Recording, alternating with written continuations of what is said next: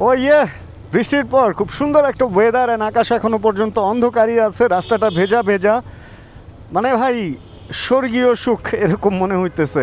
মানে নাউজুবিল্লাহ, স্বর্গের সাথে তো তুলনা দেওয়া উচিত না।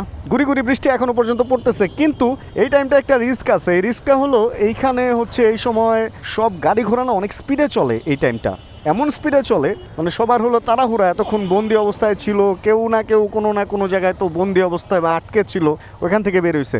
চলেন আজকে যে ব্যাপারটা নিয়ে কথা বলতেছিলাম সেটা হচ্ছে যে বাইকের স্কিল অ্যান্ড অভিজ্ঞতা আর দক্ষতা দুইটা কি এক জিনিস কিনা, বা এক্সপিরিয়েন্স যেটা হচ্ছে মানে থিওরিক্যাল এক্সপিরিয়েন্স অ্যান্ড হচ্ছে প্র্যাকটিক্যাল এক্সপিরিয়েন্স এক কিনা। আছে অনেক মানুষ এরকম আছে, অনেক, যে 15-20 বছর ধরে বাইক চালাইতেছে, বাট আমি এরকম দেখছি, সে বলে সে নাকি ছোটোবেলা থেকে বাইক চালায়, বয়স আমার মতোই। অ্যান্ড আমার এই MT-15টা একদিন দেখে সে বলতেছে, ভাই একটু দেখি তো বাইকটায় উঠে কীরকম লাগে।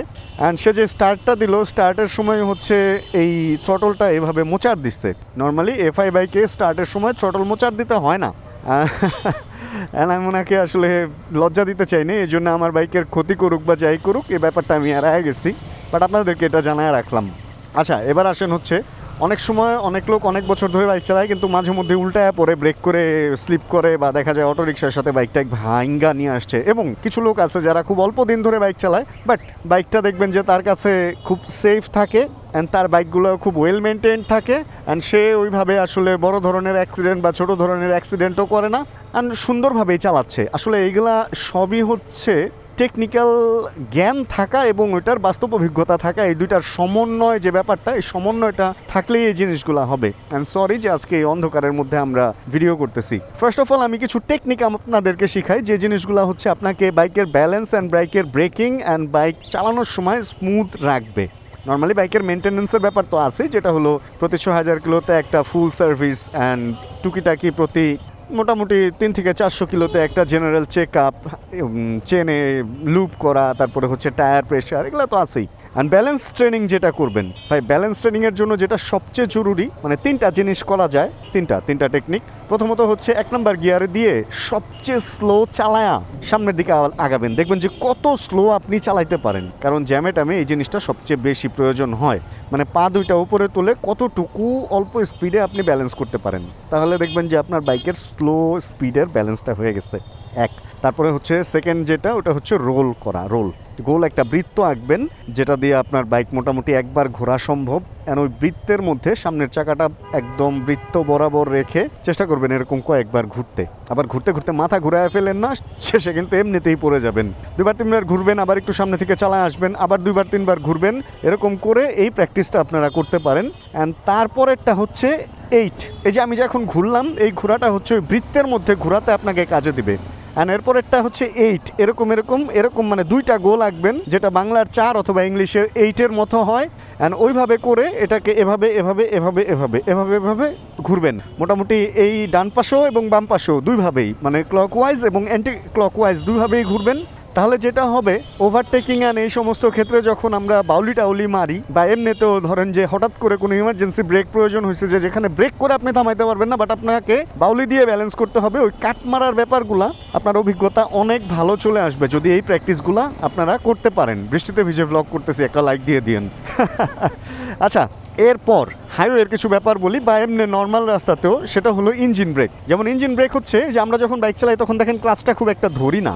এখন 3 নম্বর গিয়ারে চলতেছে, আমরা যদি বাড়াইতে চাই গিয়ার, তাহলে যে একটা গিয়ার বাড়ানোর সময় ক্লাচ ধরে আবার ছেড়ে দিতেছি, ধরে রাখতেছি না, আবার কমানোর সময় একটা দিয়ে আবার ছেড়ে দিতেছি। এটার সুবিধা কি, প্রতিটা মুহূর্তে ইঞ্জিনের সাথে চাকার একটা সংযোগ থাকে, আর এই সংযোগটার কারণে হঠাৎ কোনো প্যানিক ব্রেকিং যদি করতে হয়, আপনার যদি এরকম ক্লাচটা ছাড়া থাকে, তাহলে পেছনের চাকাটা স্লিপ করবে না। যদিও এটার আধুনিকায়নে এখন ডুয়েল চ্যানেল ABS চলে আসছে, এখন আর অতটা ঝামেলা হয় না।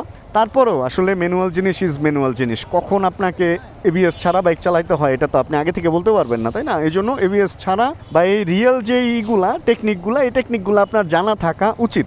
এই ইঞ্জিন ব্রেকটা হচ্ছে একটা লাইফ সেভিং সিস্টেম। এই ইঞ্জিন ব্রেকে বাইক দিয়ে বাইক চালানো শিখবেন, তাহলে দেখবেন যে ব্রেক প্যাডও অনেক কম খরচ হবে। কারণ আপনি যখন দূরে দেখবেন সিগন্যাল পড়ছে, দেখবেন যে একটা করে ডাউন শিফট করে আপনি বাইকটাকে থামায় ফেলতে পারতেছেন উইদাউট ব্রেক।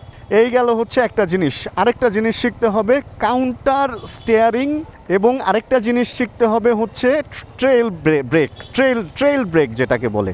যেহেতু ব্রেক নিয়ে কথা বলতেছি সেহেতু আমরা ট্রেল ব্রেকটা বলি। ট্রেল ব্রেকটা হচ্ছে আপনি কর্নারিং টাইমে পাহাড় টাহাড়ে যখন আমরা কর্নারিং করি বা বড় ধরনের যখন কোনো মোড় আসে এবং আমাদের স্পিড যখন 80-র উপরে বা 70-র উপরে থাকে, তখন যদি পেছনের ব্রেক ধরি, নর্মালি আমরা এই ধরনের মোড়ে ঘুরতে গেলে কিন্তু পেছনের ব্রেক ধরে স্লো করি, বাট ওই ধরনের অবস্থায় যদি আমরা পেছনের ব্রেক ধরি তাহলে একটা স্কিড করার চান্স থাকে, সেটা এবিএস থাক বা না থাক। এবিএস থাকলেও অনেক সময় স্কিড করে। একবার চাকা পিচ্ছিল খেয়ে গেলে এবিএস আর আপনাকে কতটুকুই বা রক্ষা করবে যদি সেটা কাত অবস্থায় হয়। তো ট্রেল ব্রেকিংটা হচ্ছে এই কর্নারিংয়ের ক্ষেত্রে আপনি দেখা গেছে সামনের চাকার ব্রেকটা ধরবেন ডাবল এবং পেছনের চাকার ব্রেকটা জাস্ট পা রাখবেন, না ধরাটাই বেটার। এটা হচ্ছে আমরা কর্নারিংয়ের ক্ষেত্রে বা রেসের ক্ষেত্রে খুব বেশি এই জিনিসটা ব্যবহার হয়। সামনের ব্রেক ধরে যেই ট্রেলে আমরা যেই ব্রেকটা করি ওই ব্রেকটাকে ট্রেল ব্রেক বলে। এটা আস্তে আস্তে আপনাকে অভ্যস্ত হইতে হবে এবং এগুলো অভ্যস্ত হইতে হইতে একটা সময় কি হবে জানেন, আপনার ব্রেনে এটা অটো অ্যাডজাস্ট হয়ে যাবে, অটো সেট আপ হয়ে যাবে। আপনি তখন দেখবেন যে মনের অজান্ত এই জিনিসগুলো আপনার ভেতর থেকে চলে আসতেছে, যে জিনিসগুলো আপনি প্র্যাকটিস করছেন সব সময়। এগুলো হচ্ছে দক্ষতা এবং অভিজ্ঞতার কিছু ব্যাপার যেগুলো জানা থাকা ভালো, এবং প্র্যাকটিস করতে করতে আপনি আরও অনেক বেশি কি হবেন, এটারে বলে হচ্ছে দক্ষ হবেন। অ্যান্ড ট্রেল ব্রেকিংয়ের পরে আমরা আসি হচ্ছে কাউন্টার স্টিয়ারিং। কাউন্টার শুনেই তো মনে হইতেছে যে হিতের বিপরীত, মানে কাউন্টার মুডে আছে বলে না। তো কাউন্টারের ব্যাপারটা হচ্ছে আমরা যখন নর্মালি বাইক চালাই, যেমন এখন আমি ডানে যাবো, যে হ্যান্ডেল ডান দিকে ঘুরাইছি, হ্যাঁ, আমি আবার এখন এই সামনে গিয়ে এই সিএনজিটাকে ওভারটেক করার জন্য বামে যাব, এই যে হ্যান্ডেল আমরা বাম দিকে ঘুরাইছি, বা এখন আবার ডানে যাব। কিন্তু আপনার বাইক যখন অনেক স্পিডে থাকবে হাইওয়েতে, আপনি তখন কোনো একটা ওভারটেক করবেন বা কিছু, তখন যেটা করতে হবে স্টিয়ারিং কাউন্টার করতে হবে। আপনি যদি ডান দিকে মোড় নিতে চান তাহলে ডান দিকের হ্যান্ডেল বাম দিকে চাপ দিতে হবে, তাহলে বাইকটা ডান দিকে ঘুরে যাবে। এইটা 60 বা 70 বা 80-র উপরে স্পিড থাকলে ট্রাই করে দেখবেন।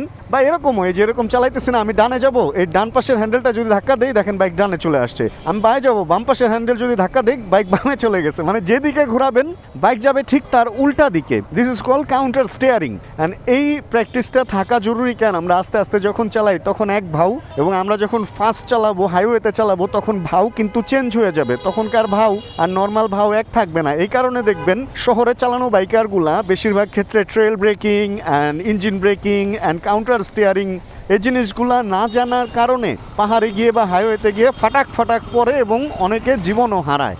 এই জন্য এই জিনিসগুলো অবশ্যই জানা থাকা জরুরি। আমাদের দেশে এমন লোক আছে আমি দেখছি, ছোটবেলা থেকে 20-25 বছর হয়ে গেছে বাইক চালানোর বয়স, কিন্তু সে এখনো পর্যন্ত ইঞ্জিন ব্রেক করতে পারে না, এবং তার একটা এমন ধারণা যে ইঞ্জিন ব্রেক যদি করে তাহলে বাইকের অনেক বড় ক্ষতি হয়ে যাবে। এই ধরনের ভুল ধারণা নিয়ে এখনো পর্যন্ত অনেক লোক বাংলাদেশে বাইক চালাচ্ছে, এবং আমার আত্মীয় স্বজনের মধ্যে এরকম ছিল। আমি তাদেরকে শেখানোর ট্রাই করছি এবং তারা এখন ইঞ্জিন ব্রেক নিয়ে হ্যাপি। এই হচ্ছে ব্যাপার। কিছু কিছু জিনিস জানার কোনো আসলে বয়স নেই, যে কোনো বয়সে যে কোনো লোক জানতে পারে। এবং না জানা লোকজন যারা একটু অজ্ঞ মূর্খ টাইপ, তারা আবার কি করে জানেন, আপনি কিছু শিখাইতে গেলে মনে করবে যে আপনি তাকে ভুল কোনো নলেজ দিচ্ছেন এবং আপনাকে নিয়ে উপহাস করার চেষ্টা করবে এবং আপনার কথা ফালতু হিসেবে সে গণ্য করার ট্রাই করবে। বাট আপনার দরকার আপনি শিখাইছেন, সে নিলে নিবে, না নিলে এটা তার। যার যার বোঝ দাড়ি ফালায় রাখো মোজ, অথবা যার যার বোঝ আম হোক বা তরমুজ, এটা তার ব্যাপার। আমার বলার দরকার, আমিও ওরকম আপনাদেরকে বলে রাখলাম। যারা জানার তারা এই জিনিসগুলো একটু প্র্যাকটিস করবেন আস্তে আস্তে। অবশ্যই প্র্যাকটিস করতে যায় উল্টায় পড়েন না। কারণ একটা ছোট্ট ঘটনা বলি, এটা আমাদের শেষ ঘটনা আজকের ভিডিও, তারপর আমরা ভিডিও শেষ করব। একটা লোক আমাদের সাথে পাহাড়ে যাচ্ছিল খুব সুন্দরভাবেই। অ্যান্ড পাহাড়ে গিয়ে এক লোকের সাথে পরিচয় হয়েছে, সে তাকে ইঞ্জিন ব্রেক অ্যান্ড আদার্স এগুলা শিখাইছে। এবং যাওয়ার পথে সে পাহাড় থেকে নামার টাইমে এই সমস্ত ব্রেক টেক নিয়ে চিন্তা করতে গিয়ে সে ব্রেক ফেল করে, মানে ব্রেক মিস করে সে পাহাড় থেকে নিচে পড়ে নাই, পাহাড় একটা অ্যাক্সিডেন্ট করছে, পড়ে গেছে। তা আসলে যে কোনো জিনিস শিখে সাথেই অ্যাকশনে যাইতে নাই। আগে এগুলা নর্মালি ঠান্ডা মাথায় প্র্যাকটিস করতে হবে। প্র্যাকটিস করে এটা হাতে আসলে দেন এগুলা প্র্যাকটিক্যাল করা ভালো। বাহ, উল্টা আসছে, কি সুন্দর। দেন প্র্যাকটিক্যালি হচ্ছে রাস্তায় করা ভালো। তা নাহলে রাস্তা কোনো ছেলে খেলার জায়গা না যেখানে গিয়ে আপনি প্র্যাকটিস করবেন, তাই না? এই হচ্ছে ব্যাপার। এই জন্য ছোট রাস্তায় আপনি আগে এই জিনিসগুলো শিখেন, স্পিড ব্রেকারে শিখেন, তারপরে হচ্ছে টুকিটাকি মোড়গুলাতে শিখেন। দেখবেন যে বড় রাস্তায় অটো এগুলো আপনার আয়ত্তে চলে আসছে। তো এই সমস্ত জিনিসগুলো যদি জেনে থাকতেন তাহলে তো জানেনই, আর না জানে থাকলে আমার ভিডিওতে একটা লাইক দিয়ে দিন প্লিজ।